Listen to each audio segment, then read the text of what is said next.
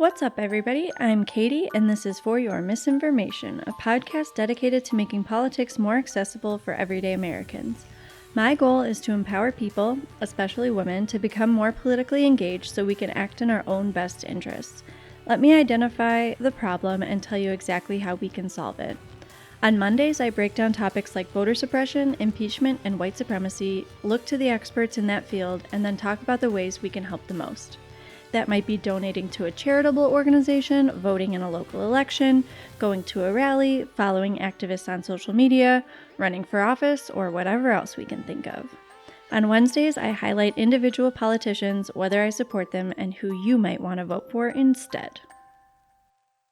What's up, everybody? I'm Katie, and this is For Your Misinformation, the podcast where your average American feminist breaks down political issues and offers actionable ways to help save democracy. Look, it's the end of January. The Iowa caucuses are February 3rd. We are running out of time to pick a Democratic nominee for president. So rather than highlight them all individually, I'm going to talk about who I endorse, why, and what we should keep in mind during this Democratic primary. Also, I know Wednesday episodes are supposed to be about people, but I want to end today's episode with an update on the impeachment trial, who some of the shady-ass players on Trump's team are, and what we can do to help ensure a fair trial with evidence and witnesses, even though Mitch McConnell is being a little bitch about it. So here we go with the Democratic primary portion of today's episode. It should go without saying any Democrat running against Trump would be worlds better as president than Trump is. Also, I don't mean to scare you, but you know how shitty Trump is now? If he gets elected for a second term, he's only going to get exponentially shittier because he won't have to worry about getting reelected. So if we think there's no accountability now, it would just get worse and worse and worse during his second term. So first and foremost, come time for the general election, I will proudly be voting for whoever the Democratic nominee is, even though none of them are perfect.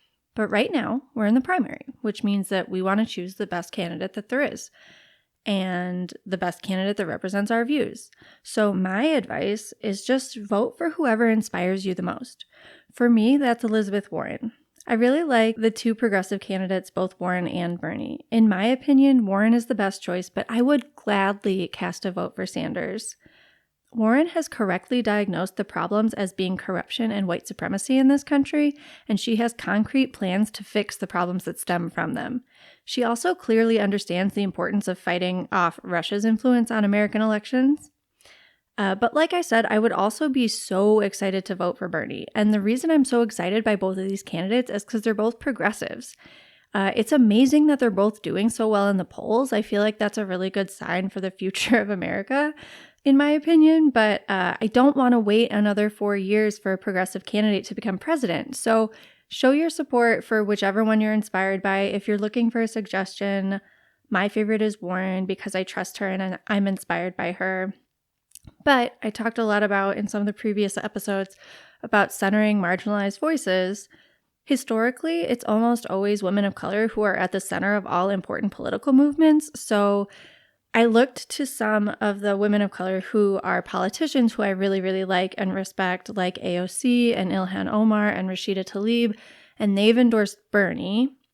But I also am a big fan of Ayanna Pressley, and humble brag, but she follows me on Instagram. She endorsed Warren. So I don't know. I really like both of these candidates. I would happily vote for either one of them. But the most important takeaway is for us to be united against Trump. We will be excited about whoever the Democratic nominee is, but we need to try and get the most inspiring candidate to win the primary. So do some research, decide who inspires you, and if you're like me, it's probably Warren and Bernie.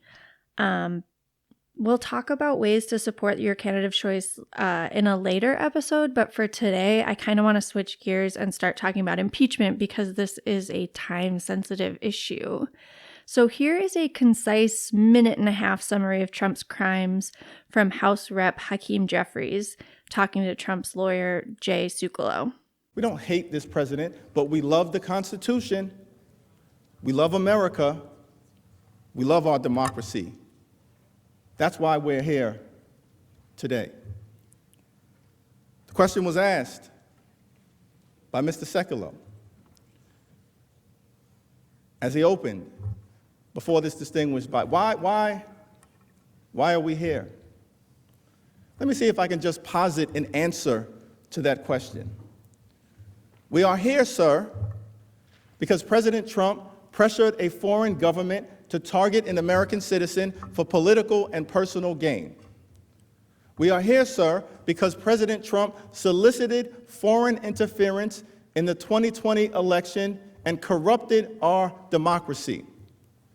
We are here, sir, because President Trump withheld $391 million in military aid from a vulnerable Ukraine without justification in a manner that has been deemed unlawful. We are here, sir, because President Donald Trump elevated his personal political interests and subordinated the national security interests of the United States of America. We are here, sir, because President Trump corruptly abused his power and then he tried to cover it up. And we are here, sir, to follow the facts, apply the law, be guided by the Constitution, and present the truth to the American people. That is why we are here, Mr. Sekulow. And if you don't know, now you know. Yes, that was a fucking Biggie Smalls quote. How could you possibly be cooler than Hakeem Jeffries? But those are the facts. So that's what the Democrats are arguing in the impeachment trial. And then Republicans are arguing that it's cool and fine to seek foreign influence in an election, I guess. I don't know. So what the Republicans want is for it to be over immediately and for it to just go away so that Trump can say by the State of the Union in the beginning of February that he's been exonerated. So if it's over by February 4th, you'll know that it was just a show trial, that there were no witnesses, that they didn't allow any documents in. But if this was a real trial, they would call witnesses. Do you remember all the really cool people that we met during the impeachment inquiry in the House? Marie Yovanovitch, Dr. Fiona Hill, Colonel Vindman, Bill Taylor, George Kent. Remember George Kent? His little bow tie? He was so credible. All those people testified that Donald Trump was guilty as fuck and exactly how they knew. So all those people should also be called to testify in the Senate trial. Plus more, there's other people that we didn't even get to call because Trump blocked them from testifying, like John Bolton. So he has firsthand knowledge. He said he wants to testify, and Mitch McConnell, shady-ass little turtle that he is saying he has no interest in bringing John Bolton before the Senate to hear what he has to say. It's crazy. It's a cover-up. They're just trying to sweep it under the rug. And if more people understood this, I think people would be more upset. But 71% of Americans, including 63% of Republicans, want witnesses and documents because they want a fair trial. Right now, Mitch McConnell is trying to set up a show trial and cover up all the criming Trump and his administration have done. But can you imagine any other kind of trial where they don't call witnesses? We deserve to hear the truth. Again, they're trying to act like it's not a big deal, but it's a really big deal. But you don't have to sit there feeling helpless. I'm not really sure why people are acting like impeachment is a foregone conclusion. I mean, I get it. Mitch McConnell and the rest of the Republican senators suck. But we only need 4 of those Republican senators to support calling witnesses and documents. But before we talk about that, I want to tell you about Alan Dershowitz, just one of the many creeps that Trump has hired to be part of his defense team. Okay, so remember Jeffrey Epstein? Of course you do. Everyone does. So Alan Dershowitz is the lawyer who got him that crazy lenient deal where he only spent 13 months in jail and was allowed to leave jail every day to go to work after he was caught trafficking young girls. Yeah, Dershowitz was the one who got him that deal. Alan Dershowitz was also a recipient of one of the girls that Jeffrey Epstein was trafficking. Look it up. Dershowitz even admitted it. But he said that he only received a massage from the girl and that he never took off his underwear.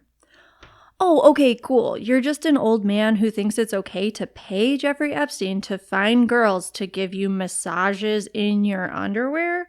Great, yeah, you should get to be the president's lawyer. Cool. Excuse me, what? I don't understand how he's not in jail, let alone we're letting him be the president's lawyer. Like, these are the kind of creeps that Donald Trump chooses to surround himself with. He picked Dershowitz as one of his lawyers. So he's the worst one, but Ken Starr is terrible too. So Mitch McConnell and Alan Dershowitz are going to try to have this trial without witnesses, and they want to get it over with before the State of the Union on February 4th. So every single person who's listening to this, your job is to text RESIST to 50409. That's ResistBot, and they will help you message your senators. I will post it on the FYMI Instagram page, so if you need some help, you can get links there. But the message is that we need to demand that witnesses testify and evidence be allowed in the impeachment trial.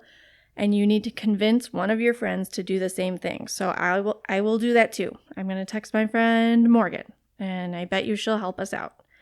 So there, I will put proof of that on my Instagram also. So everybody can and should do this. You don't have to have voted in your election or anything to contact your representatives. Like, no matter what, you are their constituents. So their job is to convey your opinions in Washington. And your opinion is that we deserve to hear the truth in a fair trial with witnesses and documents. So this is also a really easy way to get used to communicating with your representatives. And a bonus is that over the next couple of days, your rep should either get back to you via email or a letter, letting you know that they appreciate you contacting them. If they don't do that, they're bad at their job. So remember, their job is to represent you, and how can they do that if they don't listen to you? So pay attention to whether when you reach out, they respond back. They should also let you know what their position is on impeachment and why. So that's just an indicator of whether you have a good representative or not. So to reiterate, if you haven't already decided, commit to supporting a progressive candidate in the Democratic primary. We'll talk about ways to do that in a later episode. The big homework for today is to text RESIST to 50409 and convince one other person to do the same. Tell your senators to demand that witnesses testify and evidence be allowed in the impeachment trial. Shout out to Hope Dye for the podcast art, Kyle Dibdahl for the intro and outro music, and Ben Schlofelt for the audio production. I'd like to thank Lauren Duca, Sarah Kensier, Andrea Chalupa, Brene Brown, Lizzo, AOC, Nancy Pelosi, Karen Kilgariff, Georgia Hardstark, Marie Newman, and my mom for their inspiration, and I'd like to thank you for listening.